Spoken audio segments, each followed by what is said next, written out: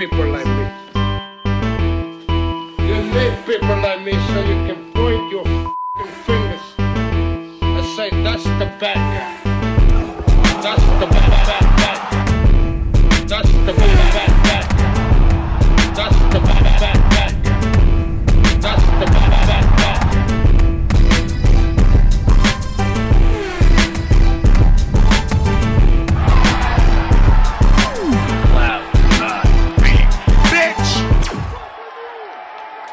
To the mother relay, we're covering today's top boxing news.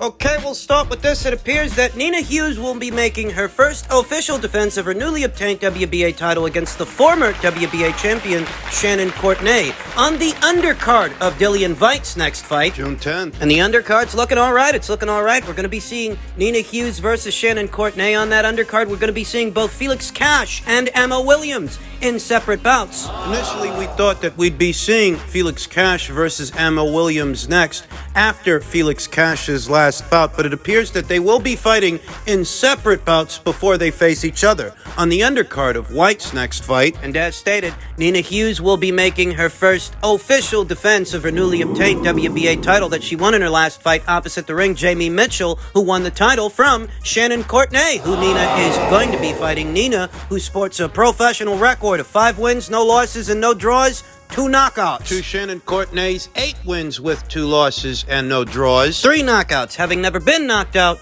in 10 professional contests. 10 professional bouts. Nina Hughes is not wasting any time. She wants to fight in a big fight, wants to fight in a big show, and she's set to do that. This fight sets up the winner to have a showdown with this division's IBF champion, Ebony Bridges, later on this year, who's still recovering from hand surgery.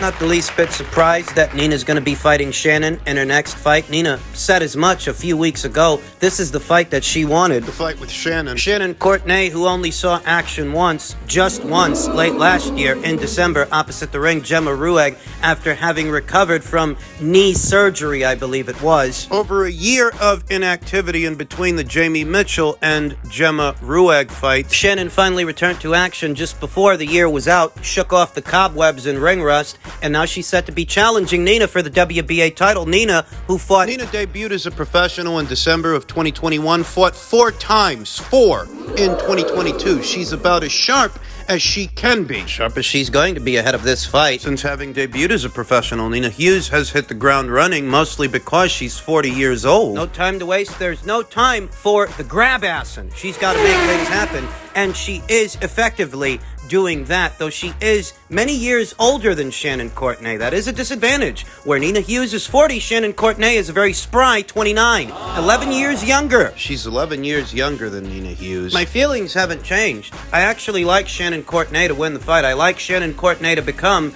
a 2-time bantamweight champion, and here's why. Not only is Nina Hughes somewhat smaller than Shannon Courtney, but she's older as well, and she's a mid-range to inside fighter. A capable one. With a strong punch, but what you're talking about is an older, smaller, close quarters fighter that needs to get close to their opponent before they can do anything. And Shannon Courtney, she's got a bit of a height advantage, reach advantage, and tack on. A great set of legs. I say it all the time. One of Shannon Courtney's best characteristics is her movement, her mobility. With 2 good legs under her, Shannon Courtney is very much a capable fighter, in spite of not being everyone's cup of tea. So she was able to work around the come-forward aggression from Ebony Bridges, who's very capable, mid-range to inside. We've seen it many times. Very strong. Shannon Courtney was able to work around her aggression, beating those feet, angling that torso. Shannon Courtney is athletic, and I'd give her the edge in speed. I'd also give her the edge in power. It doesn't get said enough that Shannon Courtney has a very strong right hand, a strong backhand. The main problem for Nina is that she's going to come under fire trying to close the distance, and she has to close the distance. She has no choice. She's the shorter, stumpier fighter. Mid-range to inside, she's very good, very strong, but Shannon's not flat-footed. She's not going to stand in one spot. She's not just going to sell out and get into exchanges, make Nina Hughes' job easier for her. She's not. On 2 good legs, Shannon Courtney is a hard target, a tricky one. She's going to control the distance at which the fight is being fought and bring over big counter shots, big right hands to back off Nina Hughes and keep her honest. May seem like Nina Hughes is the one with all the momentum, being the unbeaten fighter and the unbeaten champion who's been a lot busier in the last calendar year. And she has. But styles make fights. Styles, after all. And Shannon Courtenay's style, if I had to guess, she's going to give Nina Hughes a lot of problems, and I think she's going to pry the WBA title away from her. I like Shannon Courtenay to win the fight on a personal level. Nina Hughes is a lot more likable, a lot more amicable than Shannon Courtenay appears, but this ain't about who's nicer. Nina Hughes is an easy fighter to root for. But in a situation where I have no rooting interest, I just want to know who's going to win the fight, who's likelier to do it. I think that's Shannon. She wins that fight. That sets up the Ebony Bridges rematch. Look for this. In June, in men's heavyweight news, reigning unified champion Alexander Usyk took to social media and stated, "The points for agreement was sent to Fury's side. The deadline is set. The clock is ticking. The ball is on Greedy Belly's side now. We did everything in our power to make it happen," to which Aegis Climax added, "We bend enough to make this fight happen. Fury always wanted his way. We allowed it to go on to some point, and now let's see if the Gypsy King is man enough to take the fight. Sorry for us, he's not a king. He's just a gypsy." A grifter. There were problems with this fight from the very beginning, and from the very beginning, what I noticed was the negotiations were far too one-sided. Rather, the Fury people wanted them to be, and it's hard to reach agreeable terms in a situation like that. As flexible as Team Usyk have been. And they have been flexible, having the fight moved from one location to another after their end of the deal was already done, then accepting a 70-30 split. I think they've done all the bending they can. And the mental gymnastics associated with the match. Tyson Fury's fans often make it a case of how bad does Usyk want the fight? As if it's all on him. That if he doesn't agree to every single one of Tyson Fury's stipulations, well, he must not really want it. But how bad does Tyson Fury want it that he's setting all of those stipulations? How bad does he want it that he's being so difficult? There are only 2 champions left in the men's heavyweight division, you understand. There are only 2 left. We're just one fight away from potentially crowning the next undisputed champion, the last one we will have seen in the last, I don't know, 2 decades or so? More than that. And I'm not optimistic because I'm not convinced that Tyson Fury ever wanted this fight. I'm not convinced he ever really wanted to make that history, becoming this division's undisputed champion in the 4-belt era. I'm not convinced he really wants it. I would sooner expect Tyson Fury to completely sabotage this fight with all of his demands, all of his stipulations, his deal points,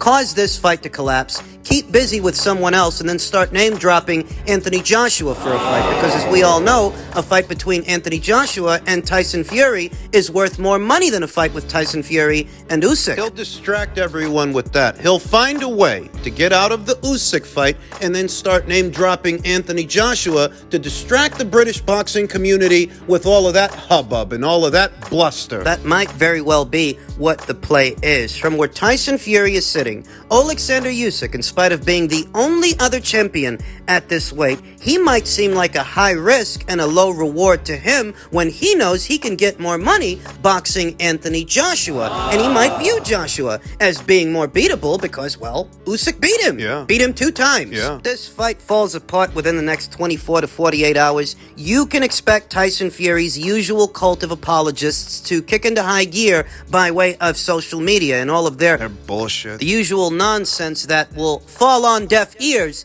if this fight does in fact fall apart. Most people are going to blame Tyson Fury. We've been all through that. Who Tyson Fury keeps busy with beyond this fight's collapse, your guess is as good as mine. Usyk would presumably move into the Daniel Dubois fight. His mandatory challenger by way of the WBA, another one of Frank Warren's fighters, a fight he'd likely try to bill as a box office fight, a pay-per-view, and that's assuming they can get a deal done, because if they can't, it goes to a purse bid. If it goes to a purse bid, anybody from Sky Sports to DAZN can put a bid in for the fight and win the rights to it. Anybody from Matchroom to Boxer. If the Usyk people are unable to reach a deal with the Daniel Dubois people, which are basically still the Tyson Fury people. Still Queensbury Promotions. It's still Frank and George Warren. Who have been wasting Usyk's time. We'll just have to wait and see where this goes.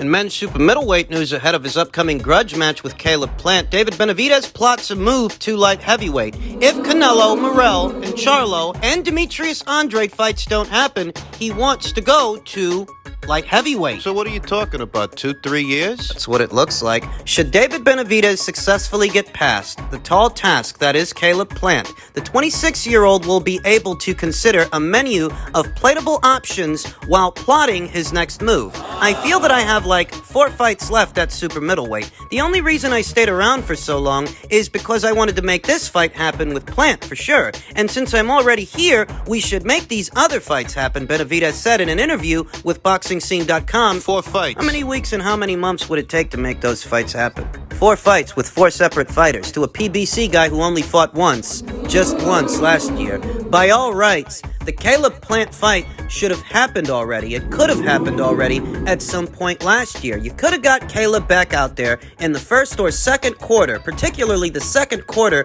of last year, right around the time that David Benavidez last fought. Then capped off the year with the fight between them. Finish the year strong. Finish with a big fight or a decent-sized fight. You could have done that. But you didn't. We have Canelo Alvarez, David Morrell, Jermall Charlo, and Demetrius Andrade. And then after that, I'm moving up to 175 pounds. If I can't get any of those fights made, then I'm moving up to 175. The 2-time super middleweight champion Benavidez has been dismantling middling competition Weak opposition. for years. His last 5 wins dating back to September of 2019 have included the likes of David Lemieux, Kyrone Davis, Ronald Ellis, Romer Alexis Angulo, and Anthony Durrell, all via stoppages. Benavidez has patiently waited for the level of competition to get better, and he'll get exactly that. It's the funniest thing.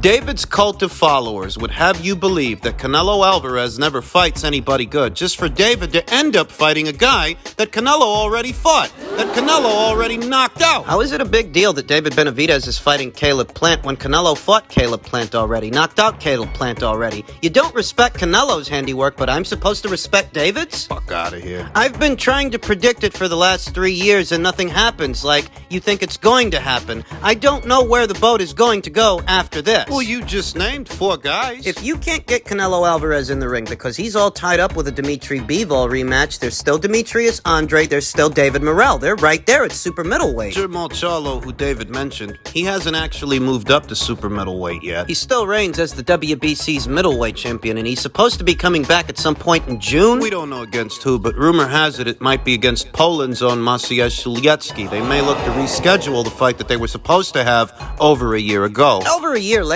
He still hasn't moved up to super middleweight, and we don't know when he's going to, but David mentioned him, so here we are. That still leaves Demetrius Andrade. That still leaves David Morrell. Get one of them in the ring. David Benavidez's father and trainer, Jose, has maintained in recent months that the Alvarez fight will never happen, and that the Mexican star can no longer face top-level opposition. I don't know if the Alvarez fight will happen. Hopefully. I mean, that's the fight that everyone wants to see. So hopefully they respect the mandatories and we can make it after this, said David Benavidez. I've done everything possible. I feel that it has to come from him. If he's pressured, but I feel that if he doesn't care, he doesn't care. You know, I would actually prefer that Canelo fight David in September instead of Dimitri, but Canelo seems to have Dimitri Bivol on the brain.